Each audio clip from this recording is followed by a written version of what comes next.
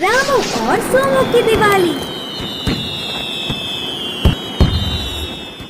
विजयपुर नामक गांव में रामू नाम का लड़का रहता था। बचपन में ही पिताजी के गुजरने के कारण उसकी माँ अपनी मेहनत से उसे पालती थी। जंगल से लकड़ियाँ जमा करके लाकर उन्हें बेचकर अपने बेटे को पढ़ाती थी। दिवाली के उत्सव पर सारे लोग पटाखों से आतिशबाजी करने पर उसे भी पटाखे दिलाने की हर साल माँ के पास जिद करता था। ऐसे आगे बड़े होते होते माँ की मेहनत और परेशानियों को समझते हुए रामू ने पूछना बंद कर दिया। दिवाली के उत्सव के दिन बहुत सारे पटाखों से आतिशबाजी करने वालों के घरों के पास जाकर बहुत देर उधर ही खड़ा होकर उनके उत्सव को देख खुश होता था।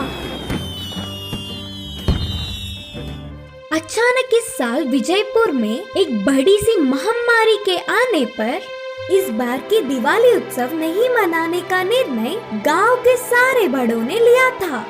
हमेशा की तरह ही दिवाली की शाम में गलियों में घूम रहे रामू को एक बड़ी सी बंगले में एक बच्चा रोता हुआ दिखा।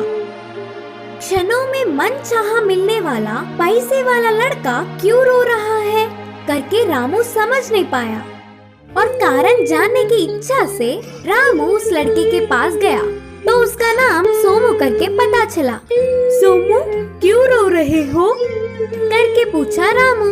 पिताजी ने मुझसे दिवाली के पटाखे नहीं दिलाएंगे करके कहा। मैं पटाखों से खेलने तक किसी से बात भी नहीं करूँगा, जाओ। बोलते हुए सोमू ने फिर से रोना शुरू कर दिया। अच्छा, बस इतनी सी बात के लिए रो रहे थे क्या? जानते हो, मैंने अब तक कभी भी दिवाली का उत्सव ही नहीं मनाया। सोमू को अपने हालातों का विवरण किया। वह सुनकर सोमू को रामू पर दया आई।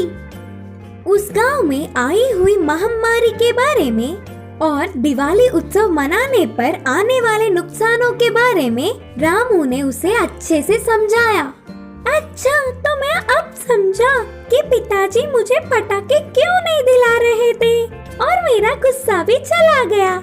पता है, मेरे दोस्त कोई नहीं। रामू, क्या तुम मुझसे दोस्ती करोगे? रामू के मानने पर सोमू उछल पड़ा। ऐसे ही दोनों बहुत देर गपशप करने लगे। ये सब बहुत दूर से ही देखने वाले सोमू के पिताजी बहुत खुश हुए। अगले दिन ही रामू के माँ के पास जाकर उससे पहले ही दिन रामू और सोमू के बीच की बात को उन्हें बताया और रामू की चतुरता की बहुत तारीफ की। उसकी पढ़ाई के खर्चे उठाने के साथ साथ सोमू के पिताजी ने उन्हें अपने कारोबार में काम भी दिलाया। उसके बाद की दिवाली में महामारी के जाने पर बड़ों ने बहुत सारे पटाखे दिलाए और रामू सोमू मिलकर उन पटाखों से आतिशबाजी करके बहुत खुश हुए।